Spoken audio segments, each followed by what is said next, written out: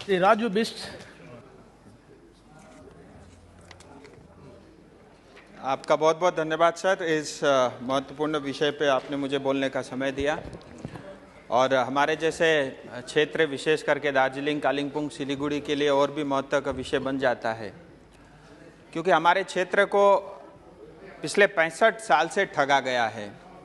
हमारे कांग्रेस के साथी, यूपीए के साथी भी हमारे बीच में हैं। पता नहीं कारण क्या रहे होंगे, लेकिन यूपीए के समय में पॉलिसी कुछ ऐसी थी कि जो भी बॉर्डर रीजन है उसकी जो है डेवलपमेंट नहीं करनी, वही अपने आप एक राष्ट्रीय पॉलिसी उन्होंने बना रखी थी। पता नहीं उनके सलाहकार कौन थे।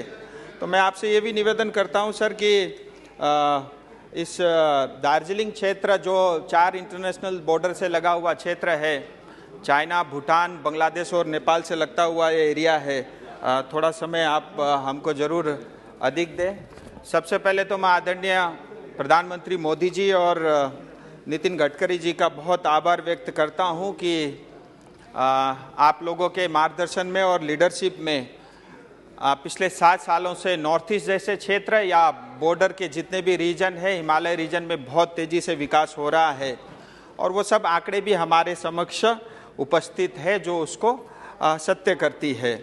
और हमारे मंत्री नितिन गडकरी जी हमेशा एक बात बोलते हैं, बहुत हम सबको प्रेरणा मिलती है। लोग कहते हैं कि अगर हमारा देश विकसित होगा तभी हमारी सड़कें अच्छी बनेंगे, लेकिन वो हमेशा एक बात कहते हैं कि अगर हम अच्छी सड़क बना सकते हैं तो देश अपने आप जरूर विकास करेगा। सर, जैसा कुछ सांसदों ने कहा कि अमेरिका के बाद दूसरा सबसे बड़ा विश्व का सड़क नेटवर्क भारत का है और 65% के आसपास जो है गुड्स का ट्रांसपोर्टेशन हम सड़क के माध्यम से करते हैं और आज भी 90% से ज़्यादा पैसेंजर जो है ट्रैफिक सड़क के माध्यम से ही होती है। 2013-14 तक जहां रोज़ 12 किलोमीटर की सड़क बनती थी, आज 37 किलोमीटर तक हम पहुंच गए हैं और पिछले 7 सालों में 300% से ज़्यादा की वृद्धि इसमें हुई है। अगर इसी तेज़ी से हम आगे बढ़े तो एक दिन हम अमेरिका को भी पीछे छोड़ देंगे। आप देखिए सर, 65 साल तक जब यूपीए या कांग्रेस का शासन रहा तो देश में करीब 90,000 किलोमीटर का नेशनल हाईवे था। आज 7 साल में बढ़ करके 1.5 लाख किलोमीटर का हो गया है। ये अपने आप में दर्शाता है कि किस तेज़ी से यह सरकार जो है काम कर रही है। और सरकार के साथ साथ इस मंत्रालय से जुड़े हुए सभी अधिकारियों का भी मैं बहुत आभार व्यक्त करना चाहूँगा। इतना ही नहीं sir, green environment, green technology को भी बढ़ावा दे रहे हैं जिससे कार्बन फुटप्रिंट कम हो। ग्रीन एक्सप्रेस हाईवे बन रहे हैं, गति शक्ति के बारे में बताया गया, सीमलेस ट्रांसपोर्ट को बढ़ावा देना और साथ ही ये मुझे लगता है एक बहुत बड़ा क्रांतिकारी जो है ये एक उपयोग होगा। मैं बात करना चाहूँगा कुछ दार्जिलिंग और कुछ बंगाल के विषय में। सर, जैसा मैंने आपको बताया कि बॉर्डर के रीजन आज बहुत तेज़ी से विकास हो रहे हैं, नॉर्थ ईस्ट में भी बहुत तेज़ी से विकास हो रहा है। इसके कारण नॉर्थ ईस्ट में पीस भी हो रहा है, डेवलपमेंट भी हो रहा है और आने वाले समय में पूरे देश के लिए ग्रोथ इंजन का काम जो है नॉर्थ बंगाल या नॉर्थ ईस्ट का क्षेत्र अवश्य करने वाला है। सर, कुछ योजनाएं जो मेरे क्षेत्र में चल रहे हैं, मैं उसके बारे में कुछ आपके माध्यम से मंत्री जी से निवेदन करना चाहूँगा कि इन सब कामों में बहुत तेज़ी लाने की आवश्यकता है। और इस विषय को रखने से पहले एक विषय मैं और आपके माध्यम से करना चाहूँगा कि करीब 1.5 लाख करोड़ के आसपास की योजनाओं के ऊपर में पश्चिम बंगाल में आज काम चल रहा है। और हमने ये देखा सर, इसको महसूस भी किया कि पश्चिम बंगाल में जब तक 10% से ज़्यादा कमीशन अगर कॉन्ट्रैक्टर नहीं देता तो कोई भी काम होता नहीं है। मुझे लगता है 1.5 लाख करोड़ में अगर मंत्रालय ठीक से जो है देख रेख करे तो 15,000 करोड़ से ज़्यादा हिंदुस्तान का पैसा हम बचा सकते हैं। सर, हमारे क्षेत्र में 717A जो कालिम्पोंग से होते हुए सिक्किम गैंगटॉक तक जाता है, करीब 2400 करोड़ की योजना पे काम चल रही है और ये काम ठीक ठाक तरीके से चल रहा है, लेकिन मेरा ऐसा मानना है कि इसमें और तेज़ी लाया जा सकता है। दूसरा सर, एशियन हाईवे घोषपुर से लेकर के बागडोगरा 4 लेन की सड़क बन रही है, 2022 तक कंप्लीट होनी है। समय बहुत थोड़ा है, इसको थोड़ा और फास्ट करना पड़ेगा। NH34 रायगंज से दालखोला 4 लेन करीब 1000 करोड़ की ये योजना है। इसी तरह सर, सिलीगुड़ी के अंदर में सिलीगुड़ी शहर हिमालय के गोद में बसा हुआ मुझे लगता है भारत का सबसे सुंदर शहर है, लेकिन आज वो पूरा शहर बैठ चुका है ट्रैफिक की समस्या की वजह से और छोटी छोटी सड़कों की वजह से। और हम पश्चिम बंगाल से हम उसकी अपेक्षा भी नहीं रख सकते, क्योंकि ऑलरेडी जो है लक्ष्मी हमसे रूठी हुई है और ममता दीदी के कारण जो है आज 6 लाख करोड़ के कर्ज के ऊपर में पश्चिम बंगाल बैठा हुआ है। सर, एक योजना आपने जो है इसकी स्वीकृति दी है, मैं इसके लिए पहले तो बधाई देता हूँ मंत्रालय को। बालासन ब्रिज से लेकर के सेवक आर्मी कैंटोनमेंट एरिया तक सारे 12 किलोमीटर का जो है 4 लेन या कहीं कहीं 6 लेन जो है एलिवेटेड रोड बनना है। करीब इसके लिए 990 करोड़ रुपए की स्वीकृति जो इसी बजट में हुई है। मैं चाहता हूं सर ये काम जल्द से जल्द हो और इसके कारण सिलीगुड़ी का करीब 80% जो ट्रैफिक की समस्या है वो हमारी अच्छी हो जाएगी। इसी तरह सर आज देखिए दार्जिलिंग जाने के लिए सिलीगुड़ी से जो रोड जाता है, सारे रोड जाकर के आधे रोड यानी करशंग में मिल जाते हैं, उसके बाद एक ही रोड होता है और ये अंग्रेज के समय से वही रोड बना हुआ है। हमने एक मांग की थी कि दार्जिलिंग तक पहुंचने के लिए सिलीगुड़ी से अल्टरनेटिव एक हाईवे बने, उसका जो है अभी डीपीआर स्टेज पे है। मैं चाहूँगा कि उसका भी काम जल्द से जल्द हो।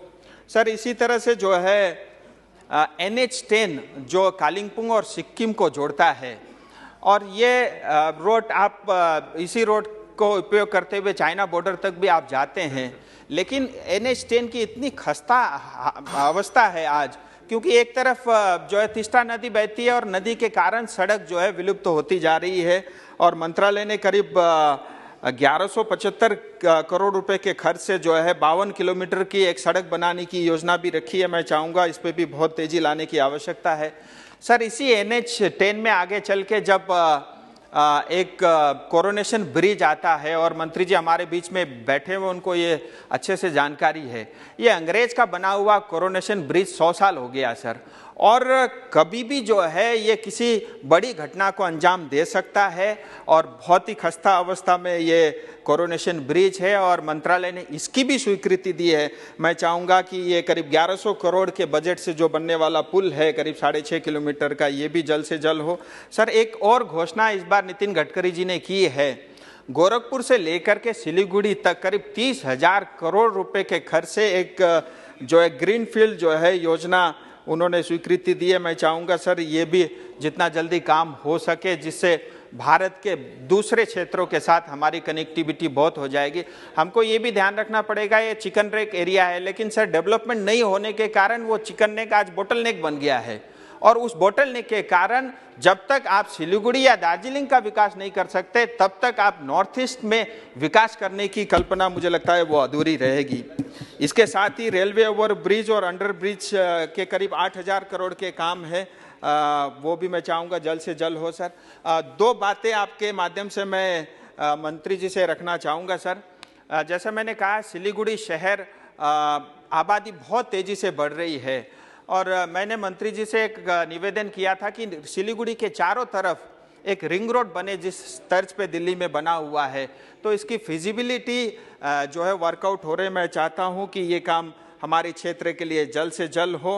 और सर अंत में एक विषय और है, पर्वतमाला योजना, क्योंकि मैं पहाड़ी क्षेत्र से आता हूं और हम सब जानते हैं बहुत कन्वेंशनल ट्रांसपोर्ट के माध्यम से पहाड़ के बहुत सारे क्षेत्रों तक नहीं पहुंचा जा सकता और इस योजना के अंतर्गत 3 स्थान पे दार्जिलिंग में सिंहबाड़ी से लेके सिंगला और बतासे से लेकर के रॉक गार्डन और तुंगसुंग से लेके पांदन तक मेरी इच्छा है कि हमारे दार्जिलिंग के लिए ये 3 रोपवे बने और इसके कारण जो हमारे लोकल लोग हैं, सर मैंने पहले ही कहा था बड़ा सेंसिटिव एरिया है सर, बस 2 मिनट मेरी ये इच्छा है सर कि ये अगर ये 3 रोपवे बनते हैं जो 3 से 4 किलोमीटर के डिस्टेंस वाले होंगे, इसके कारण सर टूरिज्म भी बढ़ेगा और लोकल हमारे वहाँ के लोग हैं उनको भी उसका बहुत फायदा होगा। और इतना सारा विषय रखने के लिए सर मुझे आपने समय दिया, मैं आपका बहुत आभारी हूँ। मैं मंत्री जी से अंत में यही निवेदन करता हूँ सर कि खास करके पश्चिम बंगाल को लेकर के केंद्र सरकार से हमारी बहुत अपेक्षा है, क्योंकि हमारी सरकार जैसे हमारे अधीरदाबी यहाँ बैठे हुए हैं सर, कभी भी आज तक 3 साल होने के हैं कोई दिशा कमेटी की कोई मीटिंग नहीं हुई और कोई भी योजना जो पश्चिम बंगाल में केंद्र सरकार के पैसे से होती है उसकी जानकारी सांसदों को नहीं होती। मैं ये भी चाहूंगा कि सर आपके माध्यम से जो है स्पीकर सर ने ये अनाउंसमेंट किया था, उनकी ये योजना थी कि हमारे यहाँ हर महीने दिशा कमेटी। आपने समय दिया, बहुत बहुत धन्यवाद।